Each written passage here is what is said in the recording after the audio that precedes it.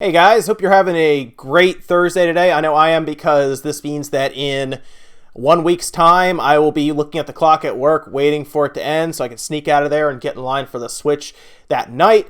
But today I want to talk to you guys about something a little more important, and that is protecting your Switch. Now, I think we all understand at this point that the Switch will be hard to come by, especially after initial launch and then probably the following few months. So I think it's important, mostly if you want to keep your Switch in tip-top shape, that you spend the money to make sure it's protected. And that's something that you can do, obviously, pretty easily, since most of the stuff that you buy to protect your Switch is not super expensive. But of course, if you break your Switch, trying to get it fixed or repaired through Nintendo probably will be expensive and may not even be possible in the first couple months, since replacement parts may not be available, or even replacement systems may not be available at that time. So with that, the first thing I wanted to talk about is the screen. Now, the screen itself, I know at this point, most of us know, is essentially a capacitive glass screen that, of course, does multi-touch and everything, but it's very similar, or probably exactly the same, as the ones that are found on your phone or on a tablet, and that's just the way that they have to put it now, because it cannot be that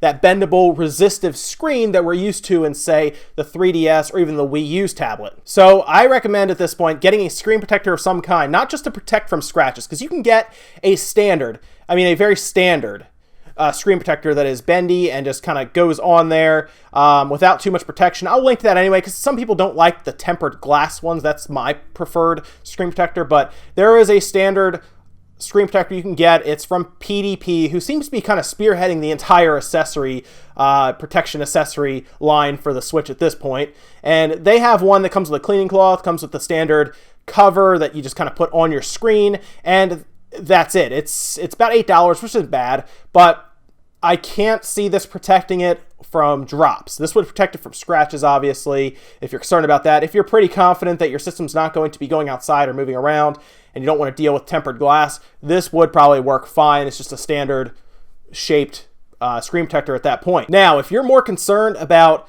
possibly dropping this system, maybe you're going to be carrying it around to conventions, or maybe you're going to be traveling with it somewhat, or even if you're worried about walking around in your house that is maybe hardwood floors and maybe you get slips or something, I completely recommend at this point that you get a tempered glass protector. And that is just pieces of glass that you put down, and they will take most of the impact when it gets dropped. I actually have one on my phone that was actually cracked. This one is actually cracked, this tempered glass here. It's very difficult to see, but there is a crack going all the way across this guy here. Now, when you peel it off, of course, it's like any other protector, and you can actually see, this is kind of funny, you can actually see it coming apart. My phone is fine.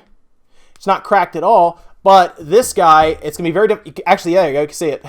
It's actually cracked right in the middle there. And that's just because it is a piece of glass, which is really cool. You can actually see it bends right in half where that crack is.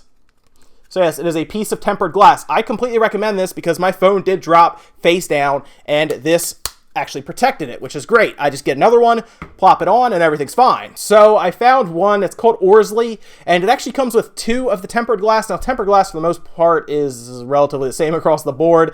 It's a piece of glass that essentially is very similar to the stuff on the front of your screen. It's probably a little thinner, actually, but it's definitely glass, because this is actually kind of sharp right there. It's actually has some glass shards coming out of it now, and you take it off, you pop it down, and what's great about tempered glass is because it's basically a piece of glass, it's very difficult to get air bubbles in there. Like you'll put a screen protector down that is plastic and very easy to bend, that can get air bubbles pretty easily. Tempered glass does not, though. I've had no problems putting these on there and not getting any air bubbles in there, whereas if I put the other kind down, you get air bubbles, very annoying to look at. And these become relatively transparent to the point where it's very difficult to tell you have one on there, whereas other ones, of course, can kind of mess with the colors on your screen. So I recommend tempered glass. This one comes with two, which is awesome. So if one breaks, you have another one as backup. And then if you get down to that last one, you can just order another pair. It's about $10 for two. It's not bad. I think that's, honestly, for what it can do to protect your system, I think that is completely recommended. That is actually my most recommended accessory from this entire video. If you take nothing else away, get tempered glass, pop it on there, and just one more layer of protection from probably what is the most fragile part on the system next to the fan possibly being damaged in a drop, would be that front screen. Next thing up I want to talk about is a travel bag. Now, if you're going to be traveling heavily with this Switch, you want a way, I would assume anyway, to actually carry it from place to place without just throwing it in a backpack, because trust me, I've seen so many times where an iPad, for example, has been brought into a store and it was damaged because they just put it in their backpack, went walking around, forget it's in the backpack, just drop the backpack on the ground, or maybe it goes through luggage or something and it gets damaged. It's very easy to do that. I see it all the time. So what I recommend here, especially with the Switch, with all the moving parts that are going on, obviously Joy-Cons and everything, is to get some sort of Switch travel bag. Now, this one that I found is done from BD&A. All of these accessories, for the most part, is available March 3rd, which I kind of understand because system's not out till then. But this one in particular, available March 3rd. It's $40, but I took a look at it a bit, and it actually looks pretty good. It has a place for the dock, so if you have an extra dock or you just want to take your dock with you, maybe you're going away for business for like 2 weeks or something, or a week, and you know you're going to be in a hotel room that has a flat screen TV, you can take the dock with you. Looks very nice. The quality on this looks premium. It has like a nice shoulder strap, or it has the handle at the top to give you like a nice place to hold it. And it comes with its own little sleeve for the Switch as well that actually has one of those straps that wraps around the Switch to hold it so it doesn't get moved much. So it has that, and then it sits in the bag. So the odds of actually getting your Switch damaged when it's in here are very, very low, and it does appear to be officially licensed from Nintendo, which is great. So I would recommend that Nintendo Switch Everywhere Messenger bag if you are planning on doing some heavy traveling with it, and you want to make sure you can take things like a dock, maybe an extra set of Joy-Cons, and a bunch of games with you. So maybe you're not looking for a case that's larger, you're looking for something a little smaller that you can kind of carry under your arm, maybe attached to your wrist when you're going to a convention or just traveling in general for the day.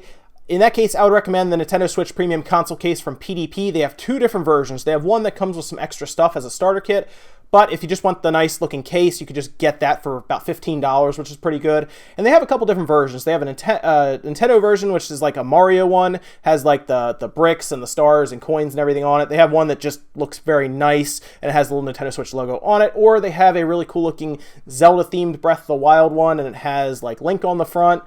The entire case isn't bad looking. Again, for the price, it's not bad. It's officially licensed, which is great. Has the ability to hold up to 14 game cards, has one cleaning cloth with it, and fits it with the Joy-Cons on the sides, which is good. Overall, the inside is pretty nice. It's like a nice looking like protective felt, and nice little row of spots to put all of your cards at the top. The starter kit that I was talking about is a little more expensive. Also comes with like Joy-Con gel guards you put around the Joy-Cons, so I guess if you don't want to rub off on it, or maybe it gives better grip. And it comes with like thumb caps, earbuds, all of that stuff. It also comes with a screen protector, which I assume is one of the cheaper like flexible ones.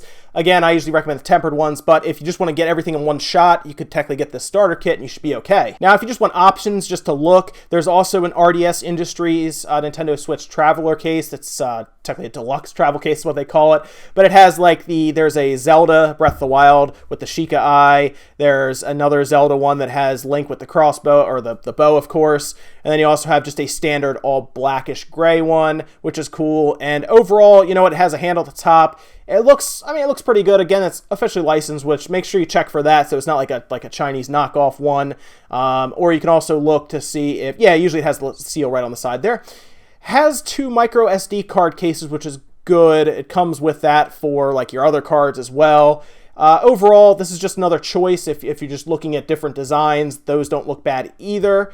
But overall, the cases are pretty much interchangeable as long as it does grip the system well, has some sort of padding inside to protect it, and then, of course, a place to put your game cards. Now, the big thing I wanted to talk about that a lot of people have kind of neglected to talk about, or they want to talk about these cables kind of like they don't really matter. So the system, from what I can tell, comes with a standard brick adapter that plugs into the wall. Of course, if you want to use, say, a battery backup that you plug it into one of the portable chargers, of course, or you just want to use a brick charger that you take with you that's powerful enough to at least charge it, which a lot of the ones over 2 amps should at least charge the Switch, which is great.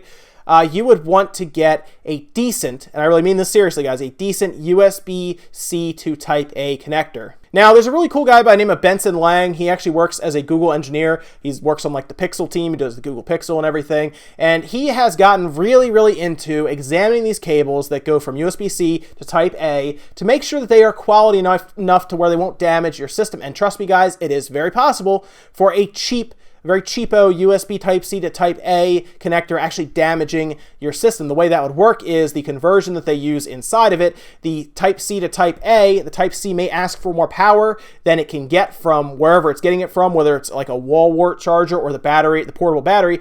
It can do damage to your system, like irreversible damage. It could actually hurt the switch. So you gotta be careful with the cables you get. Fortunately, this gentleman, again, Benson Lang, has done the research, done the time to figure out which ones are good, up to snuff, and are good quality. Now I'm going to give you 2 examples here of cables. Again, he has an entire list of these things, but what's really cool is as long as they're on his list, you should be fine. For example, there is an IOrange E 6.6 foot USB-C. It's braided, which is nice, so it's the actual cable part itself is not easy to damage.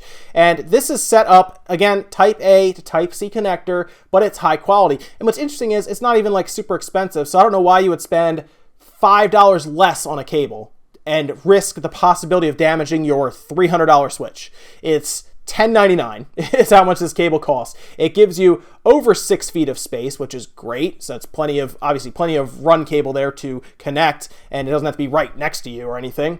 And what's good is that it comes in another form factor as well, where you actually get a longer cable of up to 10 feet. Now, of course, that one's a little more because it's longer. That one's $13.99, but again, that's not like crazy expensive. The Switch, unfortunately, from what I can tell, does not come with a USB-C to Type A cable. I would get one because maybe eventually we can also plug our Switch into the computer for all we know at this point, but do the research, guys. Seriously, don't go get the cheapest cable you could find on eBay or Amazon or whatever and spend $5 when you could spend $5 more and get something that is quality, that won't get damaged or damage your system. That's the scary part. There are cables that can do that. So seriously, do your research, guys. Look around. I just gave you 2 good examples of cables that have passed Benson Lang's test.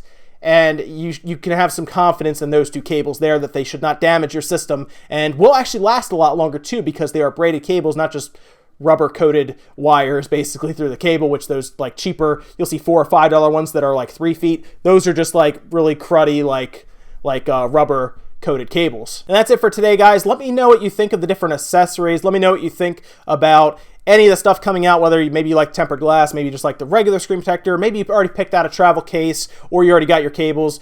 Let me know what you guys got down in the comments below. I'll be curious to see what everyone has on day one with their Switch, whether they have a travel case or it's protected with a nice piece of tempered glass.